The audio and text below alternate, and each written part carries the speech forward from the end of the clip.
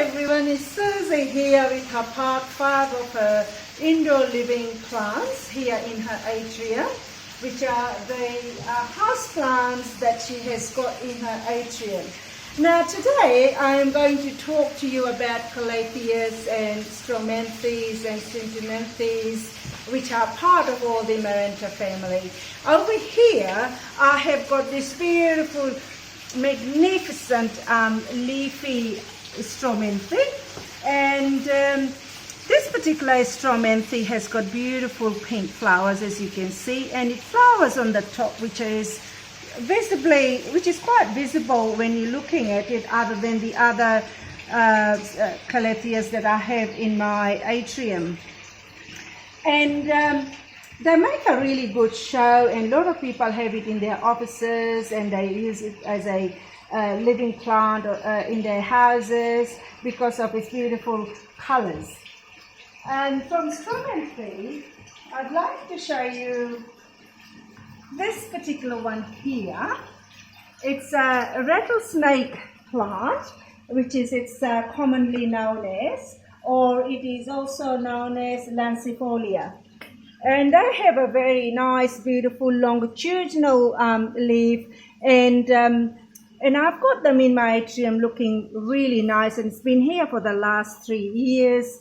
And sometimes the growth is not as vigorous as it should be, due to the fact that it's perhaps the conditions is not giving is 100%. They do like high humidity, and they do like a nice temperature, which is between the 18 degrees centigrade to about 33 degrees centigrade in summer months. So it just loves that particular temperature range, whereas here in Victoria we tend to have temperatures falling below 0 degrees, and in summer it could reach up to 45 degrees centigrade. So Calatheas don't like that big temperature fluctuation. That's why it's very hard for us to grow Calatheas here in Victoria. But it's a challenging experiment. It's a challenging plants to trial and error and see what grows here in Victoria and make yourself look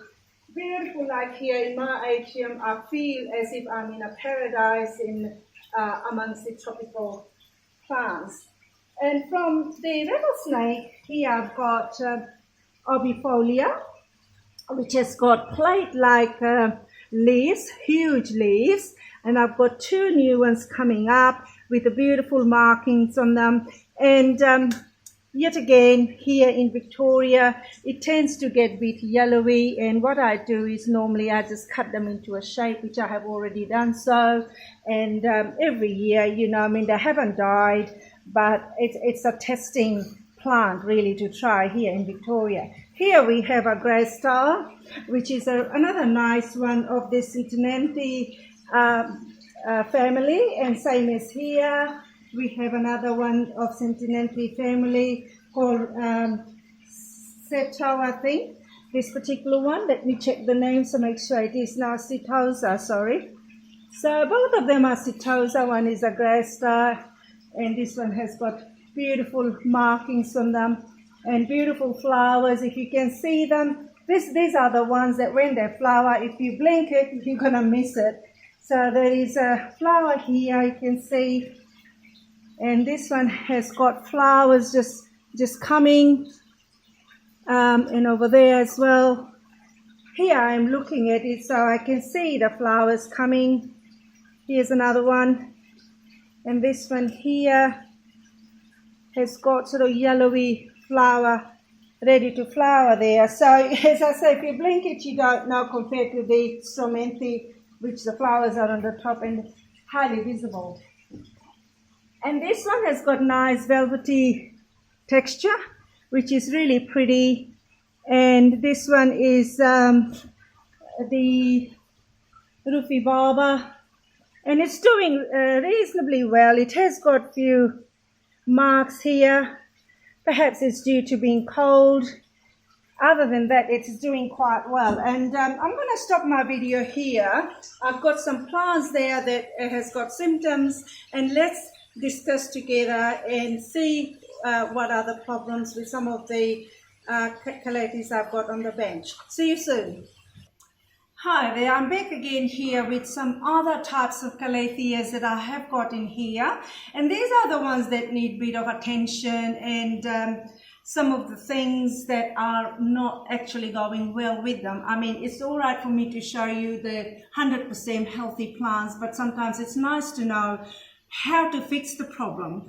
And here's one that I have got that needs fixing, which I have actually fixed it, providing with a nice clean soil, which is the peat moss that I have used, together with that a large amount of humus, leaf matter, and a bit of perlite that I have used in this particular mixture. And I have repotted it. The problem with this is the leaf, as you can see, it's curling.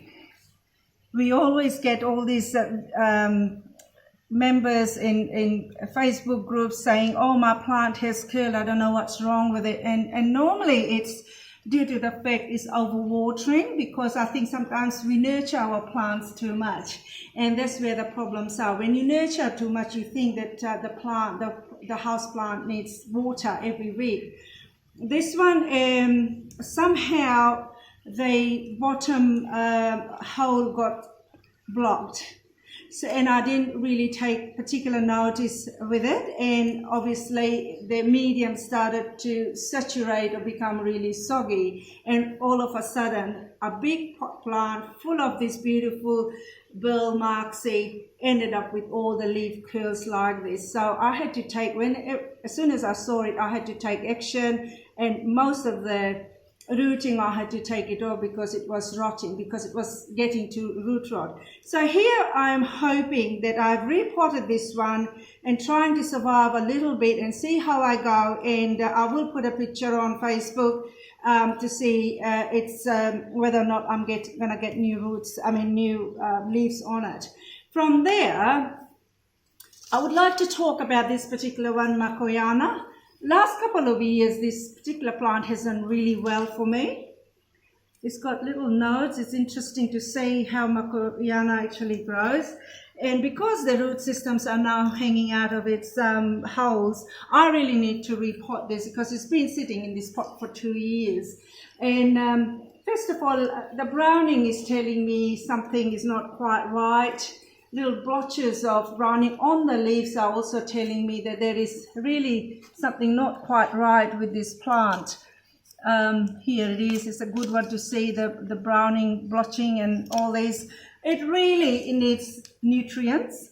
Normally what I feed this, all my Calatheas is with the kelp fertilizer, which is a natural product, and rather than using anything chemical, because a lot of Calatheas don't like anything chemically based, because they come from a region where it's heavy rainfall and high humidity, parts of Guatemala and South America. This is where most of them are naturally grown under the tree, so it gets that natural water, clean water, and lots of humus, plant matter for it to grow its roots, and this is how they survive in its natural environment. So I'm just trying to keep them as natural as possible, and I will just tidy all the leaves up, repot it, and give it a new lovely pot to grow in.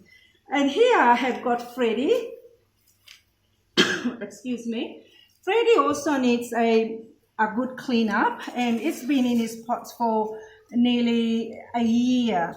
I purchased this last year somewhere around New South Wales, up that way, and it was performing really well, but in the last winter it seems to have struggled a bit, because as I was mentioning before, how the temperature of this particular plant is so important. That's why they do very well in New South Wales, the top half of New South Wales, and in Queensland, where the temperatures are around 18 to 30 degrees, more consistent with the temperature, and high rainfall and high humidity. Whereas in Victoria, it's a challenging plant to actually try.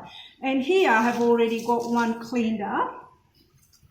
Louisie, this is the plant called Louisie. I've cleaned it up. I can see the roots here, but it's only a new roots that's just coming out. So I might leave this one in this pot for this year and we'll repot next year. And the leaves are just come out beautifully after cleaning all the dead leaves and things. And look at the flowers.